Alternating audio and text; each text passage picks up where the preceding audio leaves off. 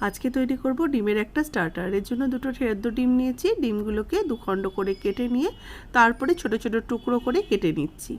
এবার কেটে নেওয়া ডিমের মধ্যে কোচানো পেঁয়াজ, লবণ, গোলমরিচের গুঁড়ো, কাঁচা লঙ্কা কুচি, একটু টমেটো কেচাপ, একটু কর্নফ্লাওয়ার দিয়ে ভালো করে এটাকে মেখে নিয়ে ছোট ছোট পকোড়ার আকারে এগুলোকে ভেজে নেব। পকোড়াগুলোকে বেশ একটু লাল করে ভেজে নিতে হবে। এক পিঠ হয়ে গেলে উল্টে দিয়ে আরেক পিঠ একটু সুন্দর করে ব্রাউন কালার আসা পর্যন্ত ভেজে নিয়ে এগুলোকে উঠিয়ে রেখে দেবো।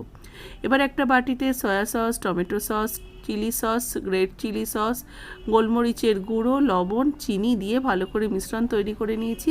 ভেজে রাখা পকোড়ার তেলের মধ্যেই আমি রসুন কোচানো, পেঁয়াজ, ক্যাপসিকাম, টমেটো এগুলো দিয়ে ভালো করে মিক্সড করে তৈরি করে রাখা সসটা দিয়ে একটু নাড়াচাড়া করে পকোড়াগুলো দিয়ে আবারও একটু নাড়াচাড়া করে একটু কর্নফ্লাওয়ার গোলা জল দিয়ে মিক্সড করে নিয়ে নামিয়ে সার্ভ করব। ওপর থেকে একটু সাদা তিল ছড়িয়ে।